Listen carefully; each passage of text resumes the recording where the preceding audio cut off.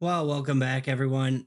I want to make this video really quick. It is something that I'm getting at overall. Like, there's this idea I want to fold out about social media and some things that I've noticed and how it works, but it's kind of complicated because part of the issue that I explore in there is why I also want to be very delicate. Seems like a lot of people are very delicate. And we just have to be careful, I guess. I don't know. So there is this channel ran by a gay guy named Chris Stanley. There's another YouTube channel that's ran by a gay guy called Art. You know, these are very, very much the definition of a social media influencer. Their channels are kind of fun. Like, I'm not particularly into pop culture, which seems to be a main running theme of these two channels. But occasionally, you know, they do have some things that are kind of funny and interesting to see how people react. Like, they go around and ask people questions, mostly gay men, about their experiences being tops or bottoms, or they go around maybe asking straight guys what their thoughts on certain aspects within the gay community are. It seems like Art likes to ask the question quite a lot: how long does he think a top should be able to last for a bottom? Loves that question, and sometimes that can yield some pretty funny responses. Like, one time a guy said, no more than, or not no more, but like at least 10 minutes. And he says, well, you know, how do you last that long? And the guy responds like, I don't know, it's just some people can do things, some people can't. There is actually a tip I could give in that department, is that I mean, like, if you're getting close, just distract your mind, think about something else. Or you could talk to your partner like, whoa, slow down, stop gyrating, getting too close, don't want to come too quickly, slow down. And over time your body kind of gets used to that, and thus you get better at having a more prolonged experience. Just some free tip there. So why am I making this video? I don't really have a problem with them. I have no issue overall. Like I said, this is very pop culture oriented. I'm not a very pop culture oriented person, but there is something about these two channels that I do kind of want to bring up. So one of the instances, and I'll have pictures to show. I'm not going to show any video clips, though. I don't trust anybody on this platform to not try to claim copyright, even if you use like 0.02 seconds of something that they made and try to claim copyright. I think they do it to try to shut you down or something, so I'm not even going to do that.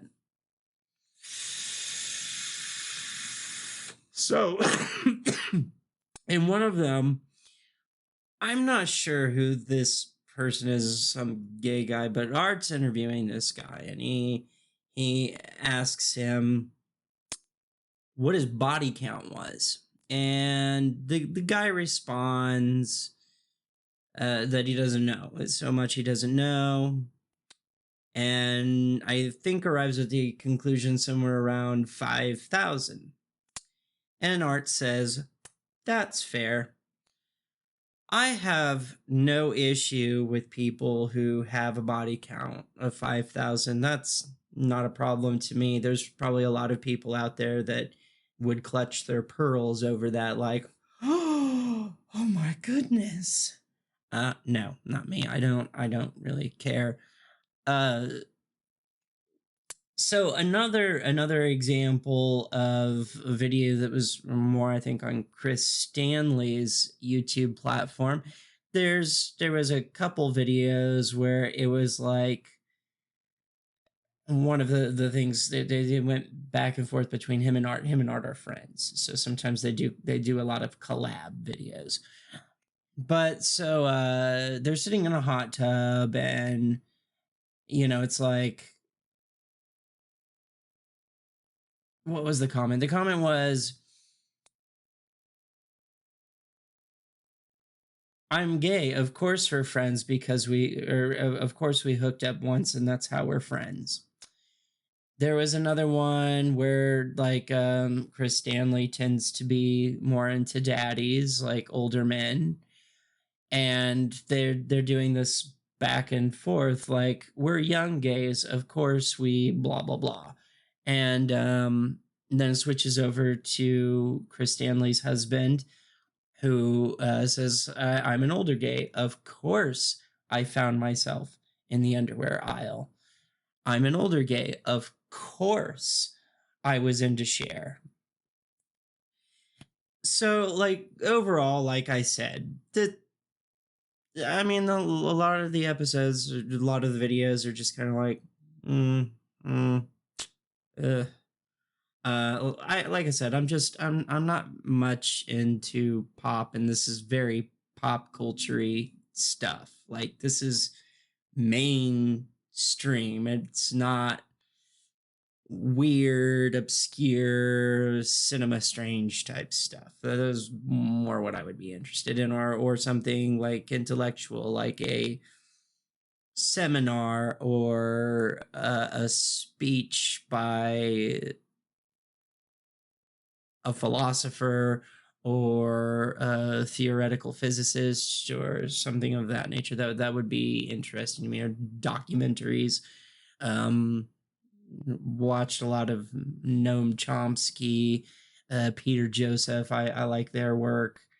Um, so being that, like, I'm sitting here, like, I don't have a problem that he's a daddy chaser. I don't really care. I don't really care that they have an open relationship. I don't care about that. I don't care that they think 5,000 body count is fair. These are not issues to me.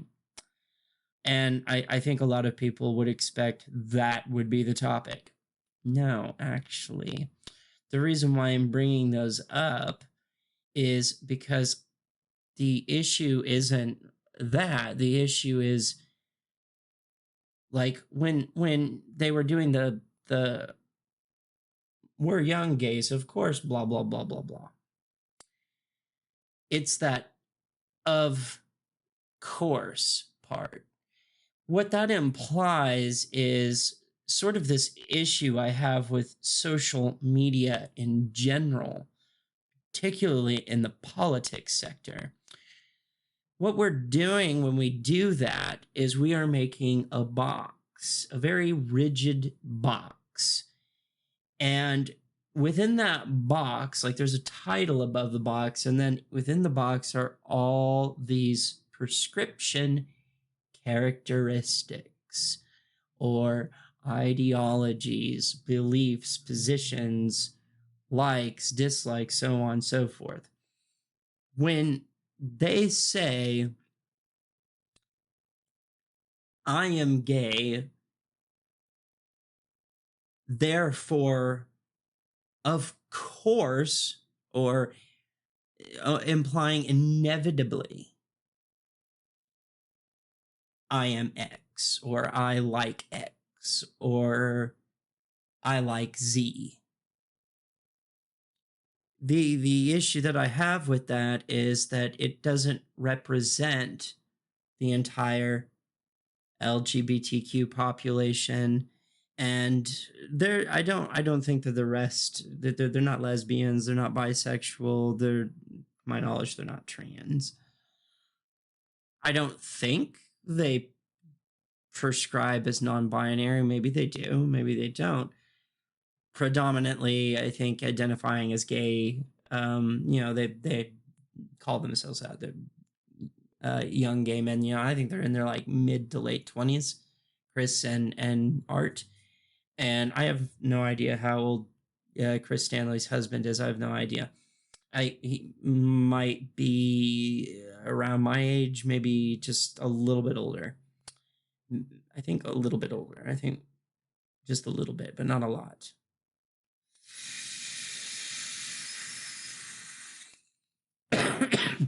So, for example, when Chris Stanley's husband says, I'm an older gay, of course I was into Cher. Speak for yourself. I'm an older gay. I'm not into Cher. Never have been. You see these things and the poster in the background right there? That is a goth punk band from the 80s. I have a ton of their albums. And there's other, like, I've got a Christian Death poster up on the wall. You can't see it because of the angle. And I've got this really big poster of Trent Reznor from Nine Inch Nails. It was an import from England, and in my bedroom. I do have a poster of Marilyn Manson sitting on a toilet like he's taking a shit. I do have that. But I really only like Marilyn Manson, like only a small bit of Marilyn Manson. I like Portrait of an American Dream. I like some of the stuff from Marilyn Manson and the Spooky Kids. Portrait of an American Family. That's it. Portrait of an American Family. Smells Like Children and Antichrist Superstar. I do not like Mechanical Animals. That album just sucks. There are some remakes by actual goth bands of actually one of the songs on that album that I like. I like the remake. I don't like Mechanical Animals. I don't even have the album. I do have Antichrist Superstar, Smells Like Children, Portrait of an American Family, and some stuff from Marilyn Manson and the Spooky Kids.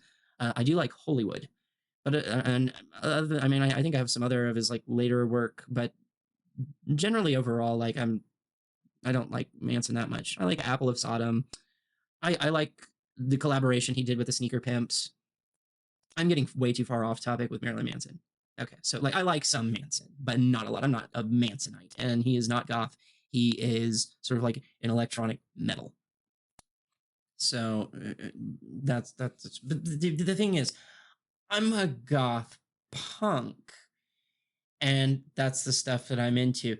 So the thing that I take issue there is that it's sort of creating a gross overgeneralization for gay people by gay people, or a stereotype, whether negative or positive, is irrelevant. The problem is that it isn't representative of every older gay that exists. It would be one thing if he said, I, as an older gay, I was heavily into diva pop, which if you were into Cher, you were probably just into diva pop. Like, I've been in the gay community. I understand why this is an assumed stereotype, because the fact of the matter is a lot of gay guys do really like diva pop. That there's a lot of them that do, but not every single one of them. The thing that, like I said, I don't like is the almost deliberate projection of a stereotype, or a gross overgeneralization, as we call it in philosophy. It's not a negative one. It's not negative to be into diva pop. I mean, that's your bag. That's your taste. That's your thing, man. You do you. I mean, like, that's cool. But don't say I'm an older gay. Of course, I was into Cher. No. Speak for yourself.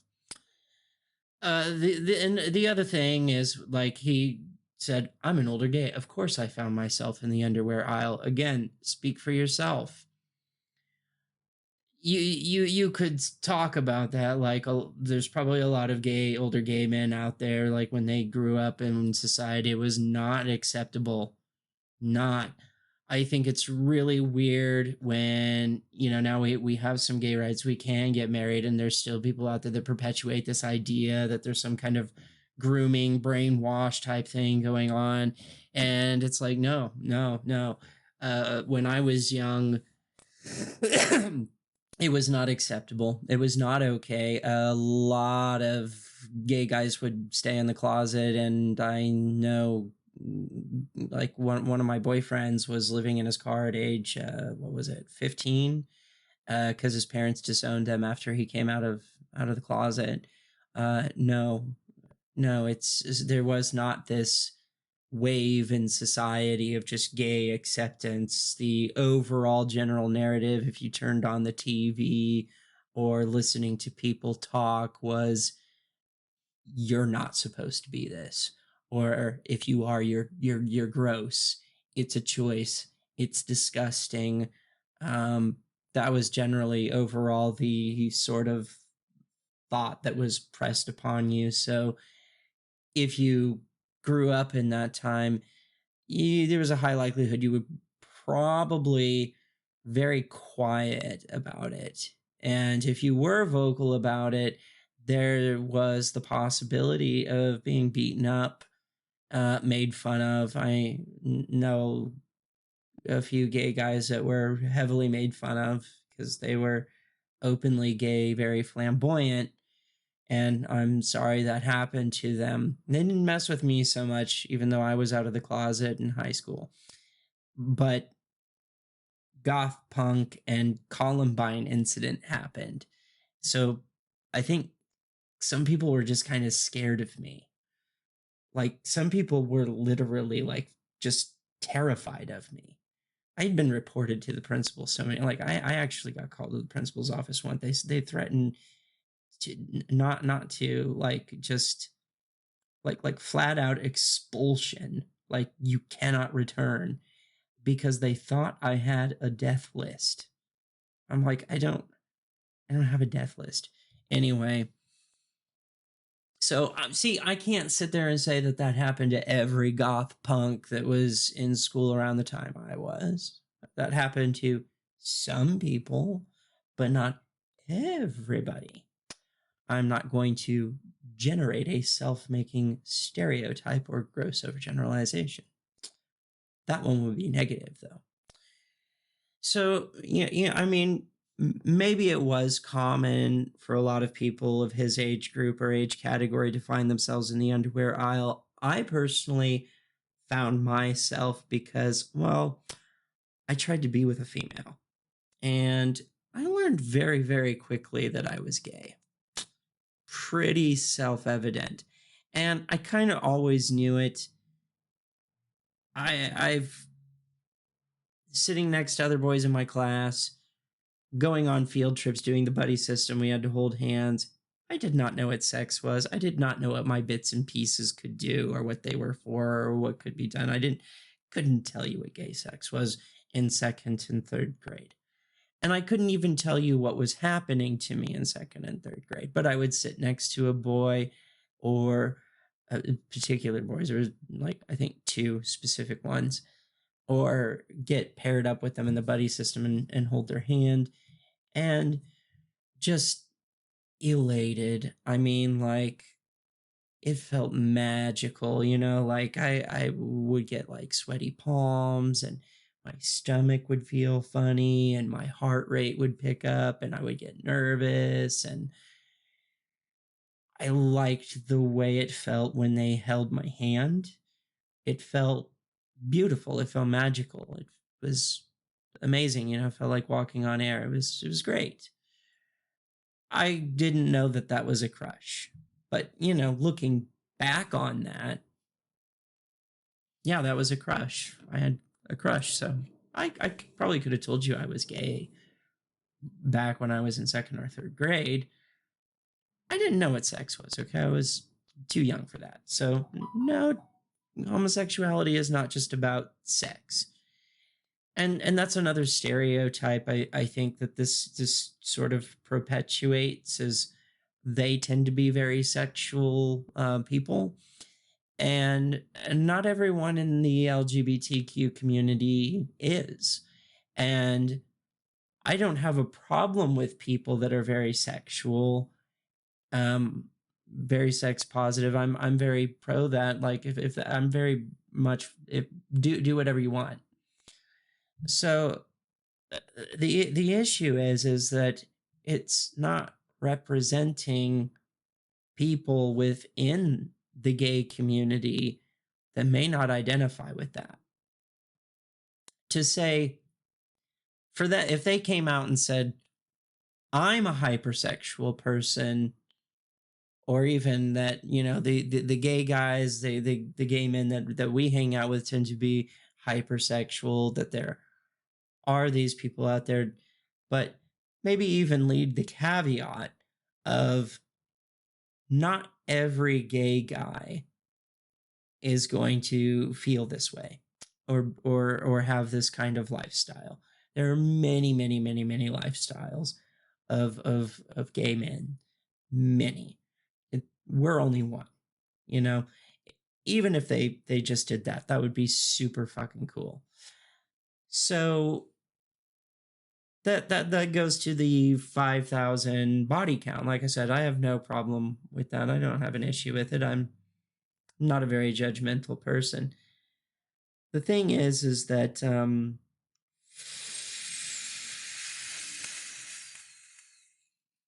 I find that there's a lack of representation in mainstream pop culture when they talk about the LGBTQ community, where they have this propensity to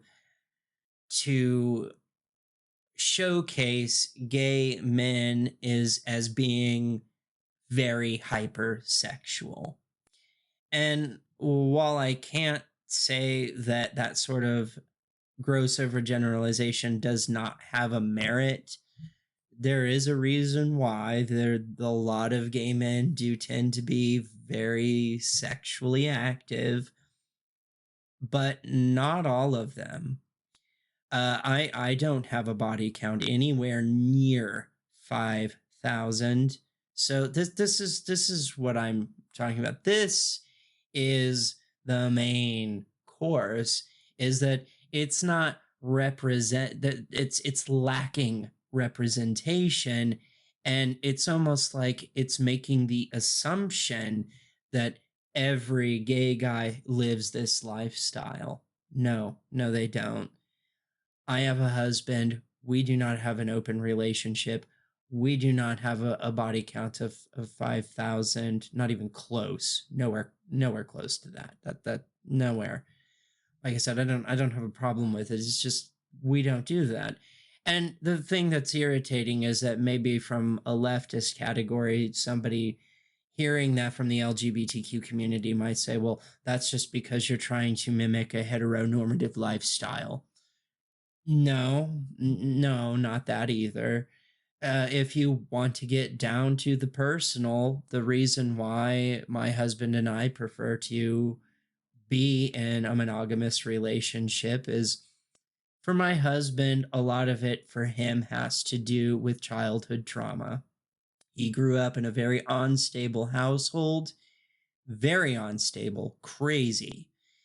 And something that's very valuable and important to him is the idea of unity and family, which he did not have a lot of. So it's very important to him. He's actually not a very sexual person. uh, I'm certainly probably more sexual than he is. He's not that it's not important to him. What's important to him is the love, the companionship, the romance, the unity, the camaraderie, doing things for each other, having stability. These things are so important to him because they're things that he never had. For me, mine's honestly probably related to some trauma of my own, but nothing like his, and not dealing with my family. I have some body image issues. I don't like showing my body to people. I generally tend to feel very, very uncomfortable with that. it takes me a while to be able to even take my shirt off in front of another person and be okay. Uh, I mean, like even when I was young, I would be one of those kids that was wearing a shirt to the pool because I just did not want to show my body off. Now, as I'm older, I look back at that and I wonder why. I mean, especially when I was at like 18 to 30, I mean, I was 5'7" and weighed 120 pounds. Like what is there to be ashamed about? I don't know. I just was. So I'm very secretive and very closed off about my body in general, let alone to be able to be sexual with somebody. It's like there has to be a level of trust there. There has to be something there for me to be able to do that and be comfortable. Uh, I also really want and crave like sort of that loyalty, unity type thing. So that is why we have a monogamous relationship. I think I probably could be a very jealous person too. So I mean these are reasons why. It's not because we're trying to mimic a heteronormative relationship. That has nothing to do with it. I mean, we were young once and we did play the field. I mean, my husband and I, we did, but we didn't rack up a body count like that. Like my husband has actually been in a three-way. I've never been in a three-way because I have too many body issues for that. I have fantasized about being in a three-way. I've always wondered what it was like to be the middle guy. That sounds like a lot of fun. That sounds like a super orgasm. I don't have. I have too many body issue problems to do it though. I would never be able to go through with it fully. I'd always be worried about something. I have high anxiety. I have really bad anxiety, generalized anxiety, panic and anxiety disorder. So no, if that's what you're thinking, that I'm just trying to make an argument for heteronormative, blah blah blah blah blah. No. Uh, I do think it is an issue within the straight community. It's like some people, particularly of far right leaning persuasions, it seems like now that gay marriage is a thing, they want to hold us to a higher standard than themselves. Like, what? We're supposed to only have a body count of like one, maybe three tops. And it's like straight people don't even do that. There are straight people with a body count of 5,000, both men and women. Like that's not something that just gay men do. Um, Even lesbians. So no.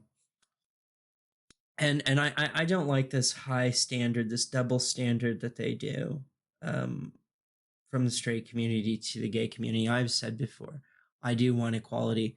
We don't have full equality yet until gay people can do everything that straight people do um, without these issues. Like I mean, like maybe some people aren't going to like it. You have people out there that look at a straight woman who has a body count of 5,000 and think that that's bad.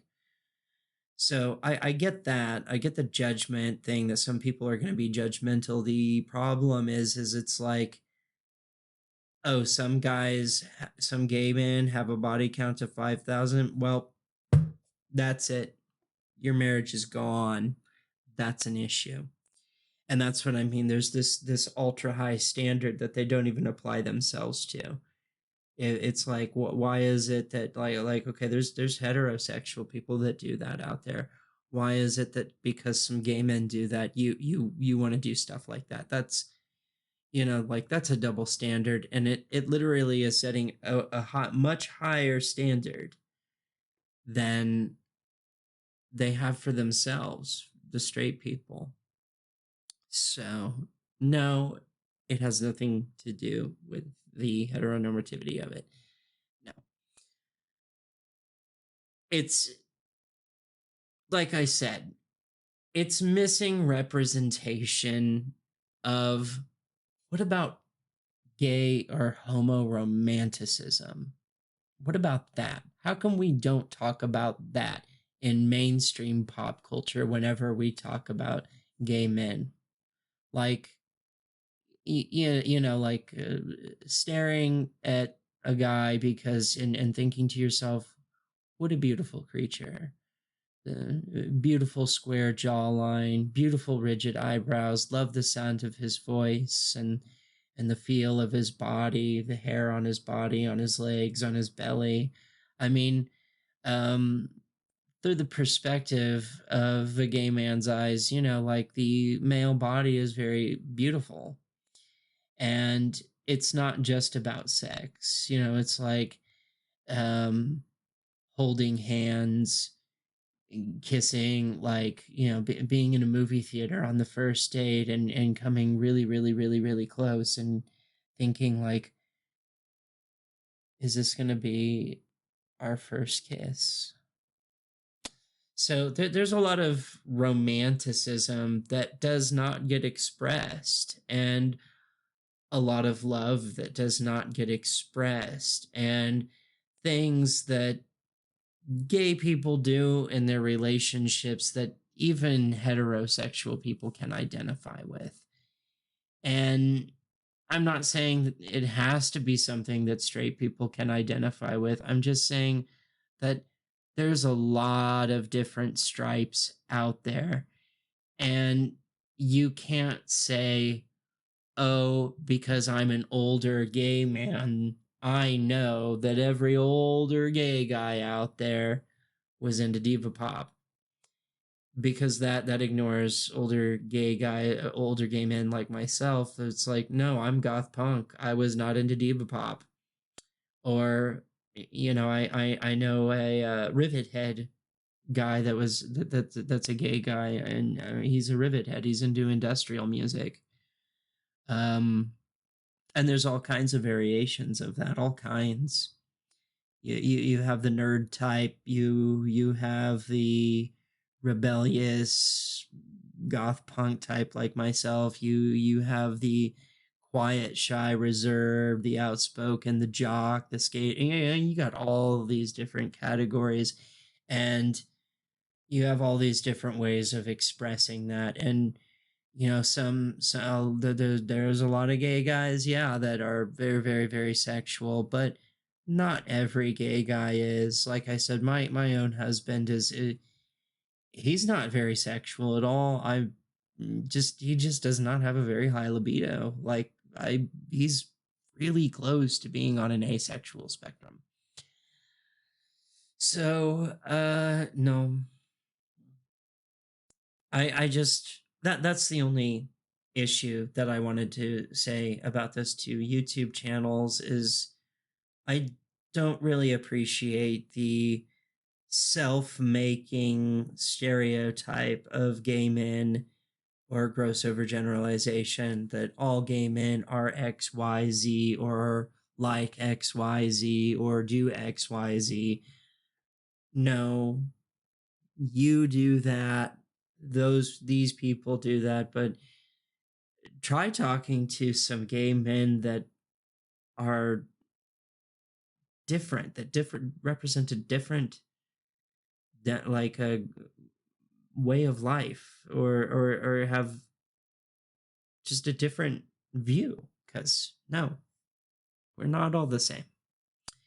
The other thing that I really wanted to tackle too about their channels is that the big thing, that it's definitely mainstream pop culture.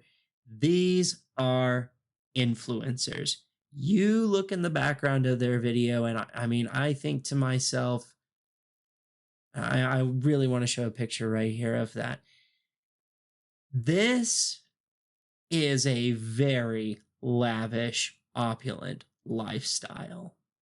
And in fact, I would dare to say most people in general do not live like this. That is a lot of very, very nice things, a lot of very nice furniture, a lot of very expensive stuff. You look behind me, you can tell, like, my husband and I On the left scale, I don't just walk the walk, or I don't just talk the talk. I walk the walk. We live very meager lifestyles, very rustic, bohemian. I mean, some of the furniture I have, I found in the trash. I found it in a dumpster. I don't have an issue with this. So that's one thing I would like to point out, but it seems like pop culture, mainstream, they love to do this. They love to make a box, and I guess the box is a metaphor for gross overgeneralization or stereotyping. These prescribed things like, oh, you're gay, you must be into opulence, decadence, consumerism. Nope. Nope. Not all gay men are. Or you're older, you must have found yourself in the underwear aisle. No. Or if any one of them were to look at me and say, you don't have like a body count that's even in the triple digits. No, I don't. If they were to look at me and say that's weird, it's like, screw you, fuck you, like, don't tell me what to do. I don't think that they would do that. But it's just, I really kind of wish there was at least some kind of side note of like, we're not representing every gay man out there, that there are a million different stripes, and we can't possibly even cover them all. Instead of this really upbeat, oh, all gay guys are fashionable, and it's like, no, I'm not really into the consumerist thing. I'm anti-fashion. Sorry. It's part of that whole goth punk thing again. So I wish that was just part of it. That's the only issue. I wouldn't even call it a contention. This is one thing that I look at their channel that makes me kind of like, is I wish they would at least address that and say, like, look, this is how we live our life. This is how we are. This is how we express ourselves. We cannot sit here and make a prescription for every gay man that exists. And no one can. I cannot speak on behalf of the entire LGBTQ community, because not everybody in the LGBTQ community is like me. We are all unique individuals. And that's one of the beautiful parts, I think, about being anti-establishment, is being able to break boxes. And one of the things that I actually like about the non-binary crowd, be your strange self. Be as weird and complicated as you can be. It's fantastic. Be your true self. And with that, I'm out.